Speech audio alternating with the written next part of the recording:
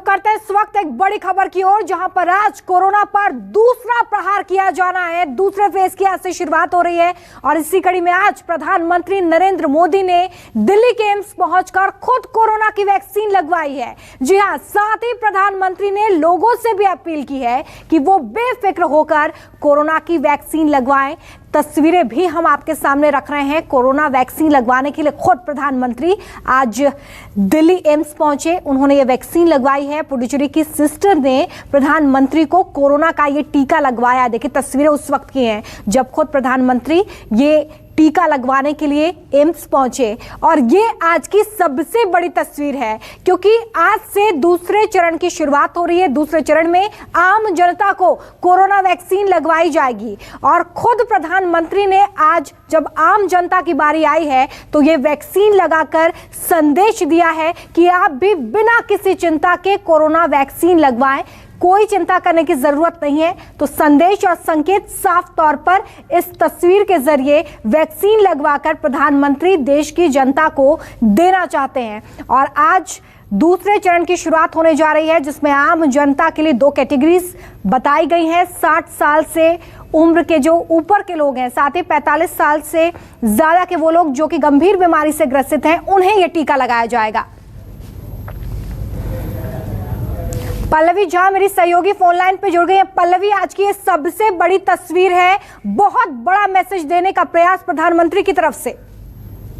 देखिए बिल्कुल, प्रधानमंत्री लगातार जब से वैक्सीनेशन ड्राइव शुरू हुआ है तब से लगातार अपील कर रहे हैं कि लोग वैक्सीन लगवाएं, तभी इस कोरोना के खिलाफ जो जंग है वो जीती जा सकती है। और आज जैसे ही ये दूसरे फेज की जो वैक्सीनेशन प्रोग्राम है उसकी शुरुआत हुई है, और आपको मैं बता भी दूं कि इसको लेकर विपक्ष ने भी कई बार सवाल उठाए थे कि क्यों खुद प्रधानमंत्री और हेल्थ मिनिस्टर जो है वैक्सीन क्यों नहीं ले रहे हैं। उस वक्त भी प्रधानमंत्री ने यही कहा था कि जब बारी आएगी तो सबसे पहले वही होंगे जो वैक्सीन लगवाएंगे, क्योंकि आज से जो है 60 साल से ऊपर के व्यक्तियों को वैक्सीनेशन लगना है और साथ ही साथ जो 45 अबव कोमॉर्बिड लोग हैं उनको लगना है। तो देखिए यही वजह है कि आज प्रधानमंत्री सुबह सुबह एम्स पहुंचे और कोवैक्स लगवाई है। तो जाहिर तौर पर बड़ा संदेश दिया है कि जब बारी आई तो वो आकर अब वैक्सीन लगवा आए हैं, और ऐसे में यही अपील की है कि जिन लोगों ने अभी तक वैक्सीन नहीं है वो अस्पताल पहुंचे और वैक्सीन लगाए, क्योंकि कोरोना के खिलाफ अगर इस वक्त कोई हथियार है तो वो वैक्सीन ही है। तो ये बड़ा संदेश दिया है उन्होंने। जाहिर तौर पर आने वाले समय में जरूर जो है अभी जिस तरीके से वैक्सीनेशन प्रोग्राम में सिर्फ अभी 2 करोड़ के आसपास ही लोगों को वैक्सीन मिला है, आने वाले समय में ये माना जा रहा है कि और भी ज्यादा लोग जुड़ेंगे, क्योंकि जो 30 करोड़ की जनसंख्या है उसको अब कवर अप करने की बात कही जा रही है। तो जाहिर तौर पर एक बड़ा संदेश इसको देखा जा सकता है। बिल्कुल पल्लवी, और खुद को प्रधान सेवक कहते रहे प्रधानमंत्री। ऐसे में आप जब जनता की बारी आई है, आज जब जनता को ये वैक्सीन लगाई जानी है, तो खुद वो पहले पहुंचे हैं वैक्सीन लगाने के लिए और उन सारे भ्रमों को दूर करने का प्रयास भी किया गया है, विश्वास दिलाने का प्रयास किया गया है।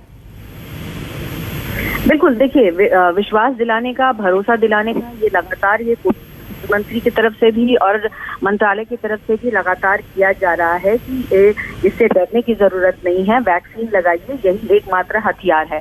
और इसी वजह से आज खुद प्रधानमंत्री ने सबसे पहले लगवा भी लिया है। और जैसा कि मैंने कहा कि इस पर कई बार सवाल भी उठे कि वैक्सीन जब अनाउंस हुआ, जब वैक्सीन को लेकर अनाउंसमेंट हुई, तो ये सवाल उठाए गए कि क्यों प्रधानमंत्री ने नहीं लिया है।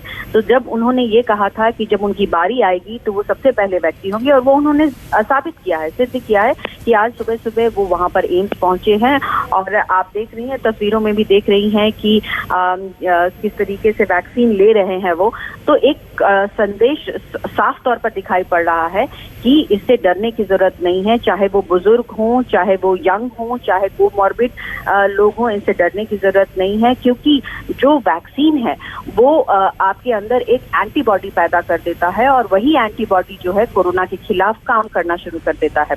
आज की अगर बात की जाए तो आज जो है रजिस्टर्ड लोग ही जो है वैक्सीन लगवाने आ सकेंगे, क्योंकि आप अगर ये सोचते हैं कि अगर आप काउंटर पर जाके वहां रजिस्टर्ड होंगे तो ऐसा नहीं है। पहले से ही कोविन ऐप के जरिए रजिस्टर्ड हो चुके हैं लोग, तो जिनकी रजिस्ट्रेशन हो चुकी होगी वो वहां पर पहुंचेंगे, और जो प्राइवेट हॉस्पिटल में जाएंगे उनको 250 रुपए की पेमेंट करी होगी, उसके बाद ही वो वैक्सीन ले पाएंगे, क्योंकि ये सारा ऑनलाइन हो रहा है। और जो लोग सरकारी अस्पतालों में पहुंचेंगे वहां पर मुफ्त वैक्सीन मिलेंगी। तो बहुत क्लियर तरीके से और बहुत जो है एक तरीके से कहा जाए तो जो लाभार्थी हैं उनको क्लियर मैसेज दिया गया था कि किस तरीके से वैक्सीनेशन का सेकेंड फेज का प्रोग्राम जो है वो होगा।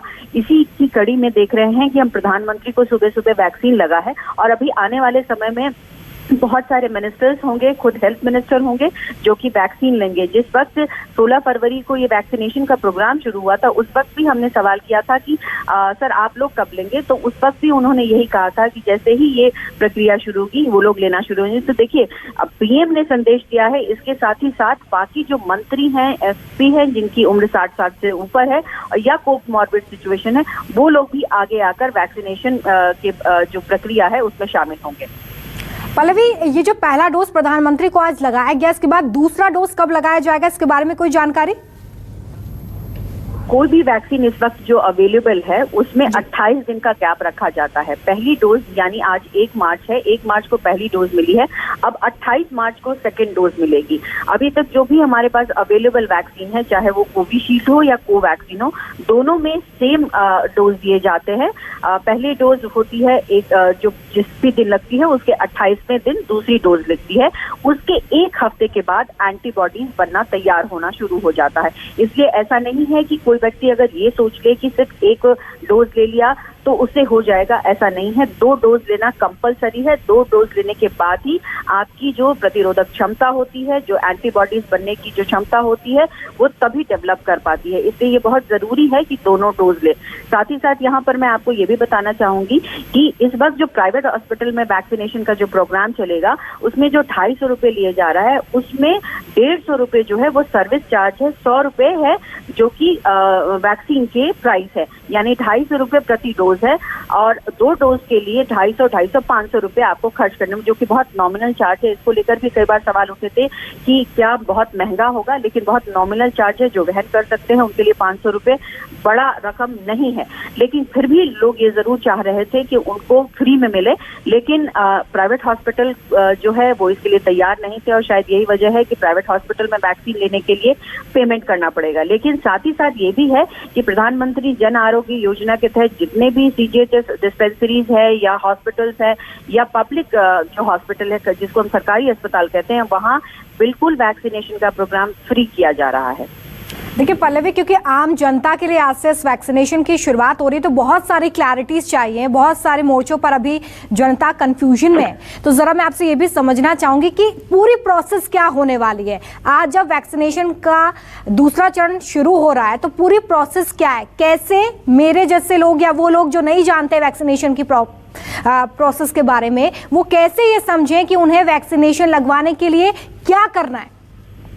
देखिए, ये प्रक्रिया बिल्कुल उसी तरीके से है जो फर्स्ट फेज में चली थी, यानी कोविन ऐप 1 में जिस तरीके से प्रक्रिया फॉलो की गई थी, उसी तरीके से कोविन 2 में भी वही फॉलो किया जाएगा। कोविन ऐप 2 जो है उसमें आप अपने आप को रजिस्टर्ड करते हैं, आप साइट पता करते हैं कि आप कौन सी साइट पर वैक्सीनेशन लगाना चाहते हैं। अगर आप चाहते हैं कि किसी सरकारी अस्पताल में वैक्सीन लगाना है तो आप उसको सेलेक्ट करेंगे। अगर आप चाहते हैं कि किसी प्राइवेट हॉस्पिटल में जिसको परमिशन मिली है भारत प्रधानमंत्री जन आरोग्य योजना के तहत, वहां सेलेक्ट करना चाहते हैं तो आप उसको सेलेक्ट कर सकते हैं।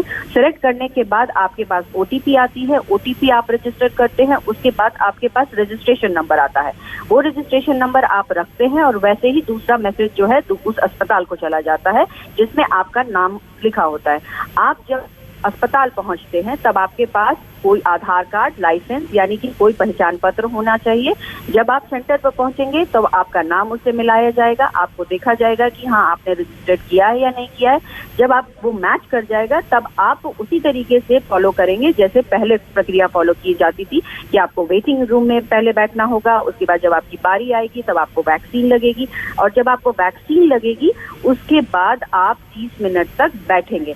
एक सबसे बड़ा चैलेंज जरूर ये था जब हमने सवाल किया था कि चूंकि अब बुजुर्गों को लगने जा रहा है और बुजुर्गों में इस बात को लेकर हमेशा चिंता रहती है कि कहीं कोई प्रॉब्लम तो नहीं हो जाएगी इंजेक्शन लेकर, क्योंकि बड़ी संख्या है और उम्र बड़ा है। तो ऐसे में क्या जो है वेटिंग पीरियड जो है, ऑब्जर्वेशन पीरियड जो है उसको बढ़ाया